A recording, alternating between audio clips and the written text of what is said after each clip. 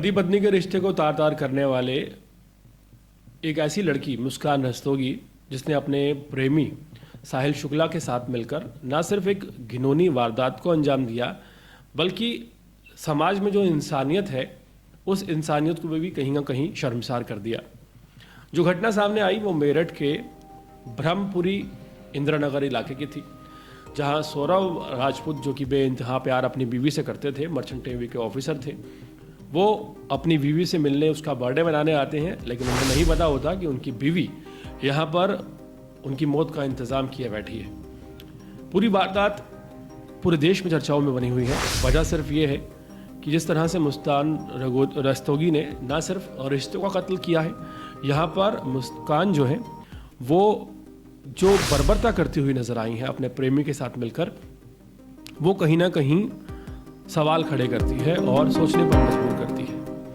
एक महिला, एक पत्नी जिस पर ब्लाइंड फेथ एक पति करता है, वो महिला अपने आशिक के साथ मिलकर किस तरह से इस तरह की वारदात को अंजाम दे सकती है, ये एक बड़ा प्रश्न है। लेकिन फिलहाल की अगर बात की जाए तो पूरा का पूरा नेशनल मीडिया पूरे मामले को अंधविश्वास का एंगल बनाकर दिखा रहा है। नेशनल मीडिया में तमाम तरह की बातें की जा रही हैं। उन बातों में मुख्यतः जिक्र है उन तस्वीरों का, उन पेंटिंग्स का, उन स्केट्स का जो साहिल शुक्ला नाम के एक दरिंदे के 10 बाई 10 के कमरे के अंदर बरामद हुई हैं। तमाम तरह की कालू जादू की तस्वीरें हैं, तमाम तरह की हिप्पो टाइप्स की तस्वीरें हैं, जो कि मीडिया को शायद सोचने पर मजबूर कर रही हैं कि कहीं ना कहीं ये काला जादू तो नहीं था। मीडिया एक घटना को लेकर जो चौंकाने वाली है, बार बार इस मुद्दे को अंधविश्वास का नाम देने की कोशिश कर रहा है।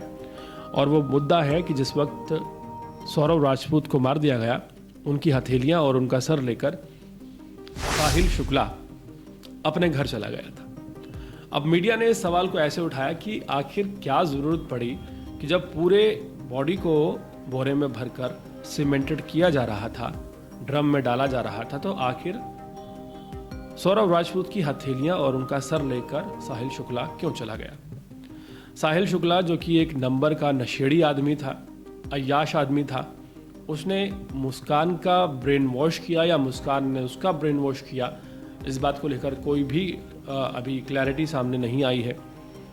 हाँ, लेकिन ये बात सामने आ गई है कि मुस्कान ने खुद अपनी माँ से कहा कि उसने ये काम किया है और सौरभ को मार दिया है। उसी ने उस ड्रम के बारे में इत्तला दी कि वो ड्रम कहाँ रखा है। उस ड्रम को 10 पुलिसकर्मियों ने मिलकर बाहर निकाला और मामले की इन्वेस्टिगेशन आगे बढ़ी। पुलिस ने अपने बयान में ये भी कहा कि मुस्कान जो है वो साहिल शुक्ला की मां बनकर, जो कि मर चुकी है, उससे मैसेज किया करती थी। और यहाँ पर मीडिया ने एक एंगल बनाया कि हत्या को वध का नाम दिया गया। मीडिया जो मेन पॉइंट है, वो पॉइंट हथेलियों को ले जाने वाला है, उस पर इस पूरे मामले को संदेह की दृष्टि से देख रही है और कहीं ना कहीं इसे अंधविश्वास का नाम देने की कोशिश कर रही है।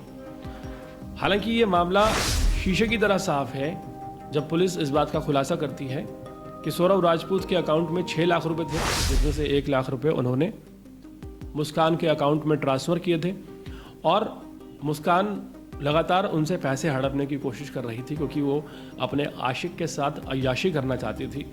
तो इसमें ये मामला शीशे की तरह साफ हो जाता है कि कहीं ना कहीं बायोमेट्रिक टेक्निकलिटीज़ की वजह से हथेलियाँ ले जाई होंगी, क्योंकि आधार या किसी भी तरह के बायोमेट्रिक प्रोसीजर को पूरा करने के लिए हाथों के निशान बहुत ज़रूरी होते हैं। और आइस जिसे आप कहते हैं, जब आप कभी भी स्कैन करते हैं तो आधार कार्ड के लिए भी आपको इन चीज़ों की ज़रूरत पड़ती है। तो जो मामला बिल्कुल शीशे की तरह साफ है कि अय्याशी के चलते, अपने एक्स्ट्रा मैरिटल अफेयर के चलते कहीं ना कहीं मुस्कान रस्तोगी इस दलदल में इस कदर फंस चुकी थी, या कह सकते हैं कि उसने खुद अपने आप को इस माहौल में ढाल लिया। अब उस मामले को नेशनल मीडिया एक अलग एंगल देता हुआ नज़र आ रहा है।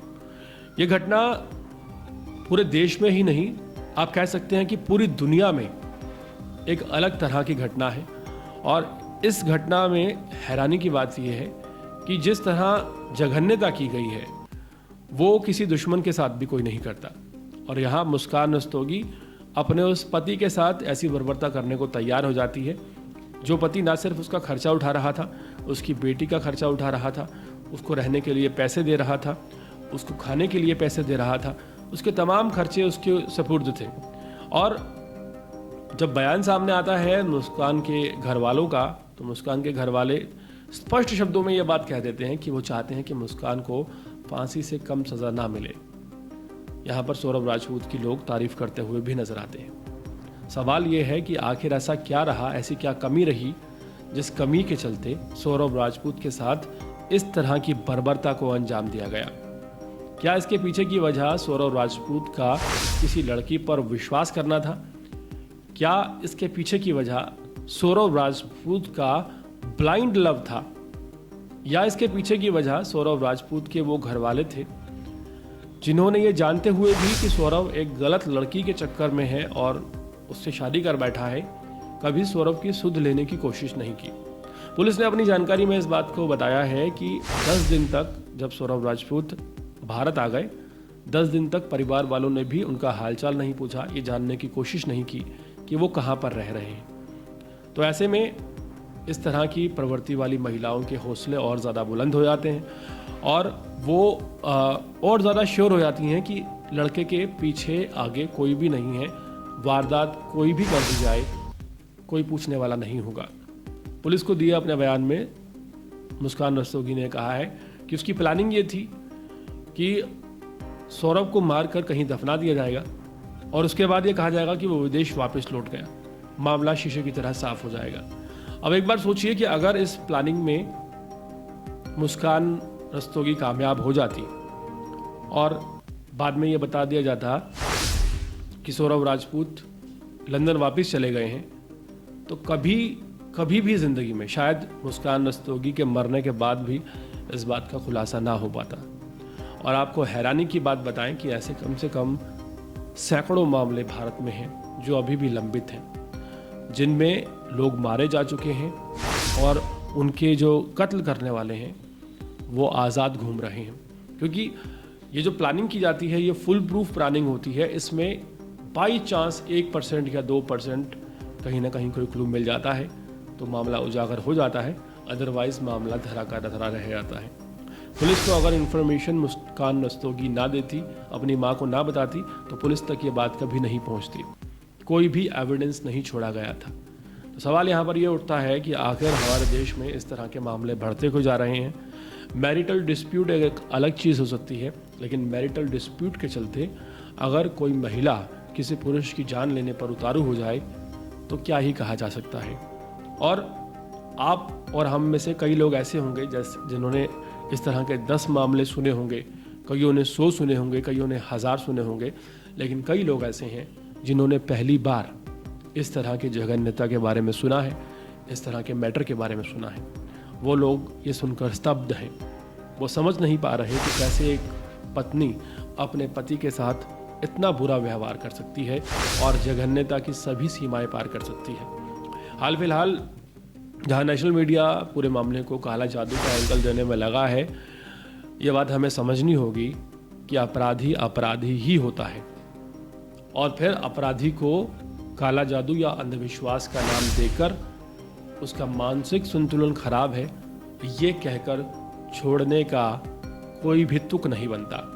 इन दोनों को अव्वल तो चौराहे पर फांसी दी जानी चाहिए, लेकिन चूंकि हमारे यहाँ ऐसा प्रावधान नहीं है तो इन्हें फांसी ही दी जानी चाहिए और सरकार से ये मांग की जानी चाहिए कि इन्हें जल्द से जल्द फांसी दे, जो कि एक नाज़ीर बने और ऐसे लोगों के लिए एक सबक बने जो ना सिर्फ रिश्तों को तार तार करते हैं बल्कि किसी बूढ़े माँ बाप से, किसी भाई बहन से उनका परिजन छीन लेते हैं क्योंकि उन्हें अय्याशी करनी थी।